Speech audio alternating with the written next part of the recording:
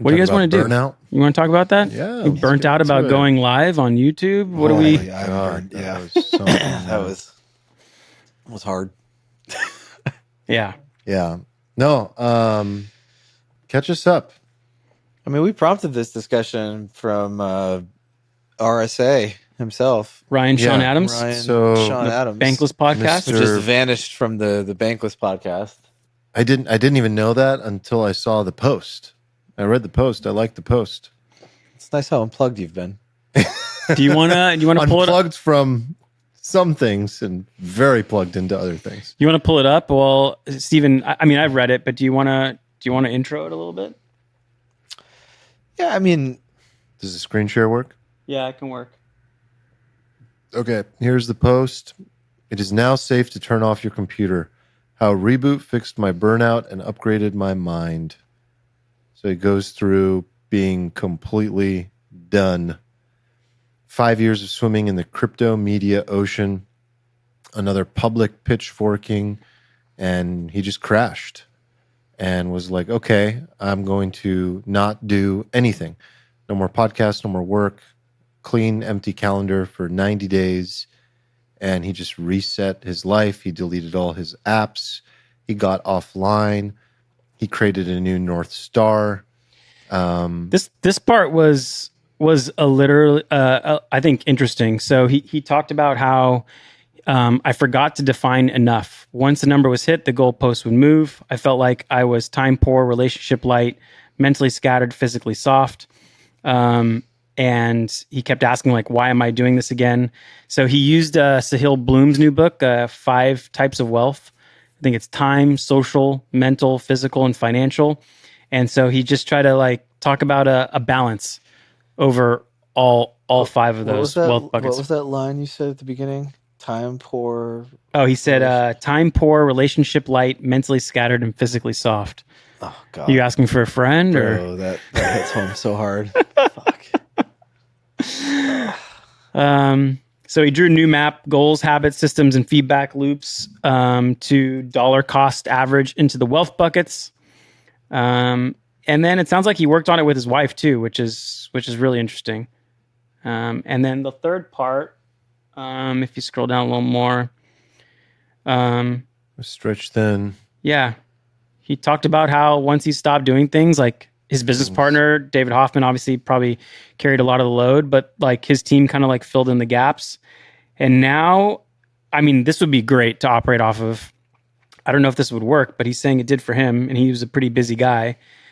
Operating on energy accounting, if a task drains him more than it pays, it gets delegated, automated, or deleted. Excuse me. So he's down to storyteller and capital allocator. And yeah, that's his little 90-day story. So he went like full detox. Full monk He mode. was like LOL dopamine detox. Yeah. Raise. I mean, 90 days is hardcore. I mean, we did. What do we do, 2 that's weeks Like a back Jordan, then? that's like a Jordan level retirement. That's like a 90 full days. mini retirement, you know? Yeah, I agree. It's more important than what we did because he stopped working. Yeah. Right. Completely. Yeah. We were just cutting the dopamine. This is like a full reset of your life and not even really sure you're going to go back. But the point is, I think a lot of people don't get to this point where they pull the plug on everything and fully restart the computer. He had the computer off is a better way to put it. He didn't just reboot it. He turned the computer off for 90 days. And a lot of people go through burnout and they just continue to go through burnout. And you hit a rock bottom eventually and people deal with it differently. This is the way he dealt with it. I think the way he dealt with it was good, smart approach. Because then when you delete everything, you can then intentionally choose what to reincorporate back into your life. But I mean, you talked about this last week and the week before and just being burnt out. Does this resonate? Are you like, oh man, I need to do something like this? Or you're just taking a different approach of just like slowly deleting certain things, which you just announced yesterday that you're no longer doing the Irresponsibly Long podcast. So you're on the road of deleting. I'm not on the road at all. You're not on the road? No, deleting implies that you are removing sort of like net work from your schedule. I simply had too much work and had more critical work and replaced work I was already doing with more critical work. Like I haven't really, like all the time I'll save by not doing the pod will be just immediately filled with additional work. So there's but you are deleting something to allocate towards something that maybe is more intentionally desired or in your zone of genius or the thing that you just want to do in this phase of your life is my point. For sure. But that's like a different thing. Yeah, you're talking about like not this focusing. Yeah. This is something that like I dream of. Yeah. So, I mean, but you're focusing. So that's good.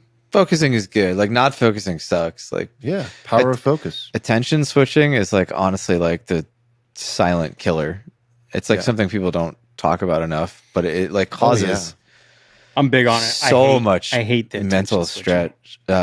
It's like actually like insane, like how much it messes you up. It absolutely does. It totally messes you up. Yeah. A lot of people will just react to the next thing that happens, like as they're sitting at their computer. You know, a Slack message pops up, an email comes in, they're working on a project, a phone call, next jump into a Zoom meeting. And like that context switching can slowly fry your brain. Yeah. I mean, that's like, I think that's the root of like 80% of the pain I feel is the task switching. And I feel like I could get away from it if I had like any other job. I feel like I know what I would do. I remember a couple of years ago, you recommended I read Deep Focus by Cal Newport. Deep Work by Cal Newport. Clearly I didn't remember it well enough. But like it was an interesting wake up call for me. Like this idea that you just need to like really intentionally just block time to do like one thing. And like and to plan it ahead and like incorporate it into your life because it just doesn't happen randomly. And I would love to be able to do that more. I probably can. Like I'm probably just being dramatic, and I probably could make some changes. Well, a lot of it is just how you approach your day and your work, right? Like these are decisions we all make about how to approach it. Some things you can't help and require like fundamental shifts in your work. And other things are just decisions of how we approach the work that we do each day. So where are you at with like how much you can control versus what you can't? Like is most of it under your control and it's just a matter of like resetting how you approach your work? I mean, I would have to stop trading or fundamentally change like the way that I trade. When you trade on like very high leverage and over like kind of shorter time horizons, you're sort of like at the mercy of the market.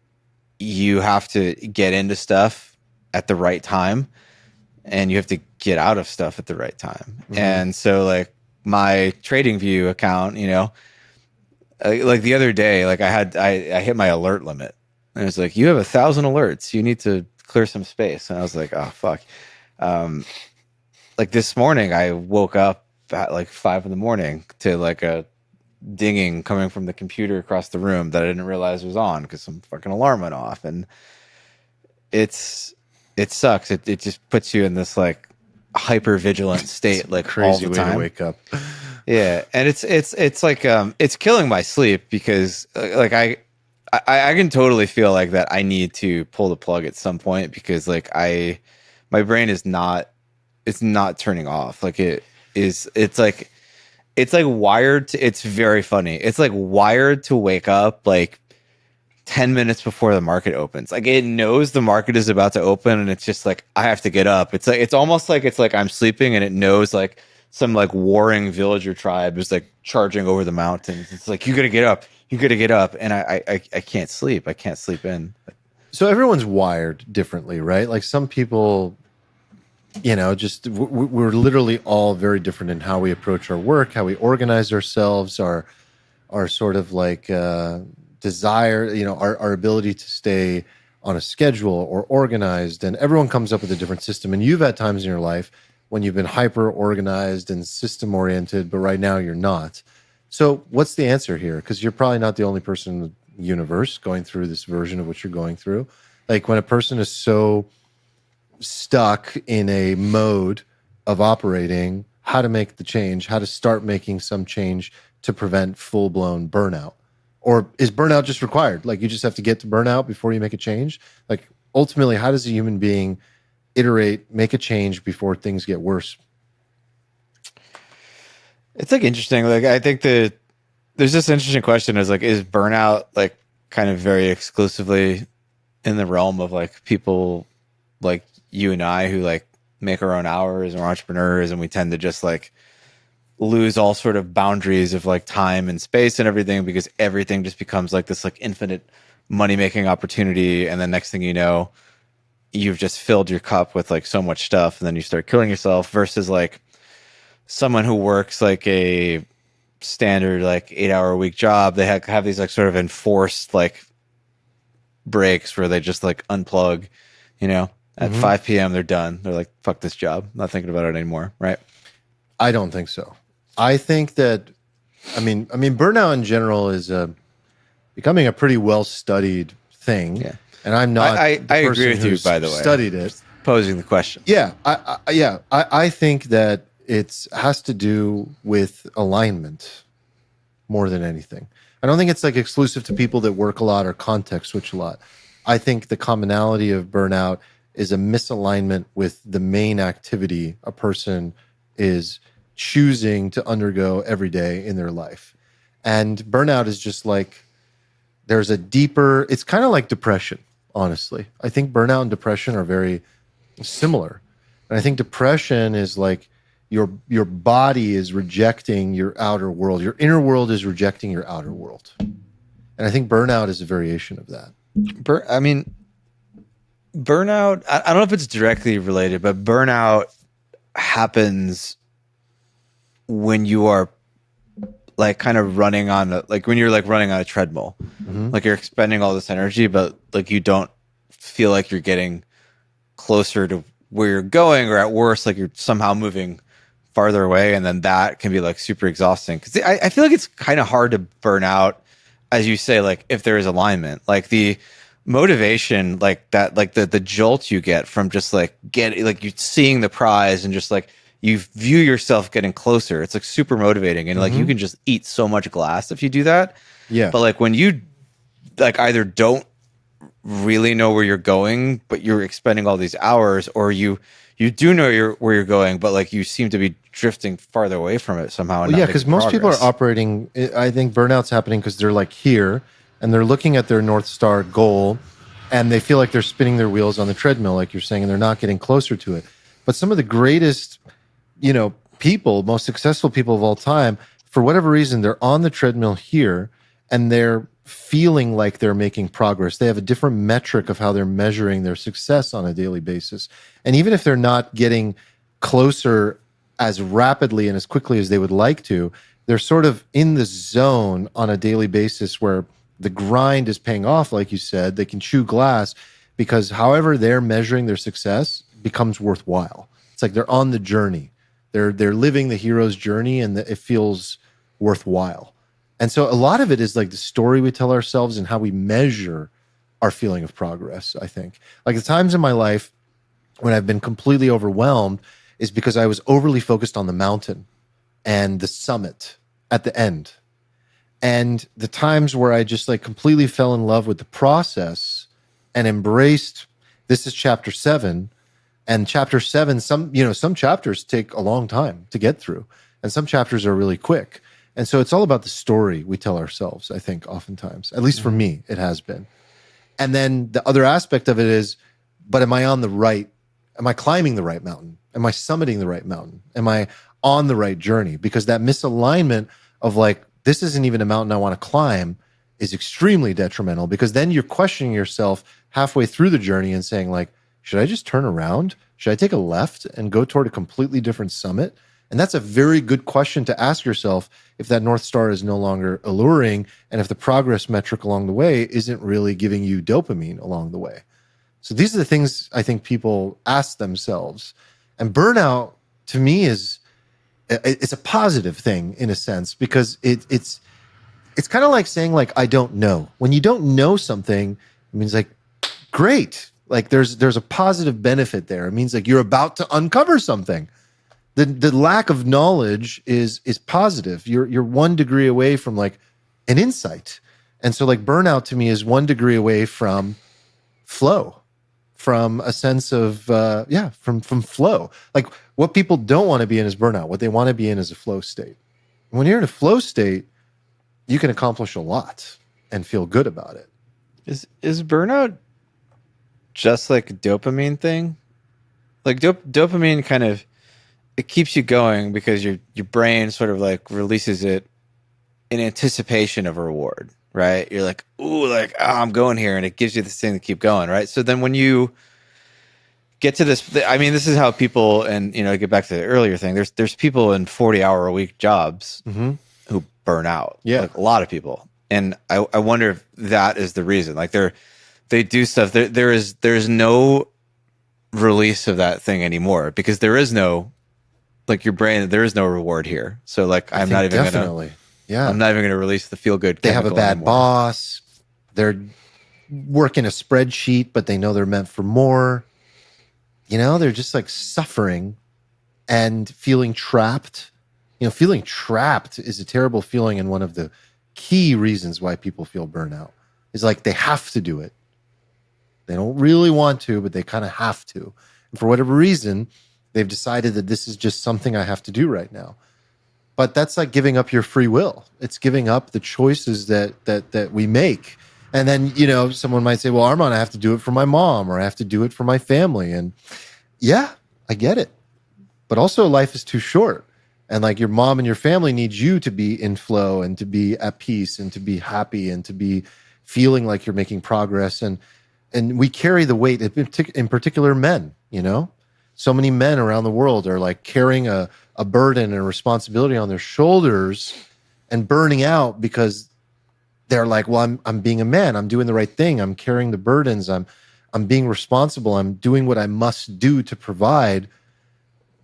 But I think sometimes that loses sight of the bigger picture of like, people just want you to be happy, Everyone around us, I think. Anyone who has love in their life, everyone wants them to just be happy. And so sometimes we get trapped, as men in particular, into doing things that we continue on that journey for too long. I know I have, for sure, at times. Now, I've gone through times in my life where I can't imagine being more burnt out and more of a lack of this, or more of a feeling of just like spinning my wheels and not making progress and being too scattered. And there were so many factors. Like, it's not such a singular definition. I was like overly spread too thin, doing too many things, too many businesses, too many projects. I was not measuring my progress correctly. I was doing something that was not in my zone of genius. I was picking up tasks that shouldn't belong to me. And when you combine that alongside many other metrics and many other variables, it's like devastating. It can be a terrible, terrible feeling. I went through that. Like the most fascinating version of that is like this is so long ago, but when I first started working at Google, I was in love with it. But then when I moved departments and went to a new group and had a different boss and a different role, I was completely burnt out. It was like working at 2 different companies, and eventually I quit. And it was amazing to me because that all happened in the span of 1 year at the same company. But Google's so large that it's like you're working for a different company when you move to a different department, a different group, a different team. And then the same thing has happened as an entrepreneur. Certain businesses, I was just like, this is not working, or I was doing too many things at the same time. So I think there's something to be said for focus. Like right now, the only thing in the world that I think about and care about from a career business perspective is Steno AI. That's it. And this is probably the first time in my life that I've had such a singular laser focus of what I put my energy and work toward. What ends up happening is that all of your effort compounds. So one of the most rewarding things about focus is that you see the effort compound right before your eyes. So your ability to measure your progress without you even really doing anything differently by lasering in, it's like the 30 guys against the gorilla. If there could be coordination and they could focus, maybe they could take down the gorilla. It requires that intense focus and coordination. And once that starts happening, every day you wake up, it's like, damn, the needle really moved today. Every day. And then a month goes by And what would have taken a year happens in a month. What happens in a year used to take 5. That compounding is really real. So that's a big aspect of it. And then like what you're actually doing, right? So like, yes, I do a lot of shitty work, but because I'm a founder and I'm, you just start up, you just do what you got to do. But I tend to have, I've pretty much placed myself in my zone of genius. So I think there's something to be said for that as well, where it's like, I ask myself, like, is this still something I would want to do in 10 years? Am I doing the thing that I know I do best? I know the role will evolve. I know I won't be doing the same things forever, but do I have the longevity and the desire, if I had to do this for the next 10 years? And the answer is yes. And when those things start to stack up, you start to create more of a feeling of flow than a feeling of burnout. And honestly, for me, I went from not wanting to admit that I was miserable, right? It's like no one wants to admit that. Right. And knowing deep down I was like kind of suffering at times in my career, to like actually being able to say out loud, I love what I do. I remember the first time I really said that, like a couple years ago, I was like, whoa, that's different. That's different. I've heard people say that. That's really cool. Like, I love what I do. So that's my framework that because I've gone through exactly what you're talking about. It's miserable. It's miserable. So, I mean, how are you approaching it now? Given what you know, you're a smart dude. You have all the answers, right? You have all the answers. I don't. Yeah, you do. I wish I did. What would you do if you did have the answers?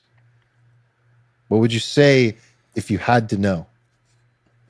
I mean, I would love to live in a world where I can take 90 days off and just reset my brain every once in a while.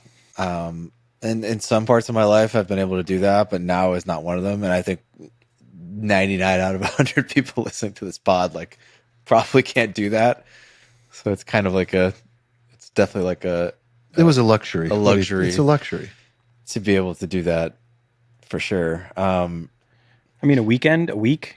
Yeah. Like, I do that. Yeah, you do. Yeah. Just go do a little mini it's retreat. a good point. Like, little things add up. Like, if you can actually enforce like a weekend or like a 2 or 3 hour window at night. Dude, I did that this past Sunday. It adds up. I was stacked up and like, again, I'm in flow, but things were getting stressful. And, I had a lot of work and I just told Erica, I was like, I need a day. And she knew exactly what I was talking about.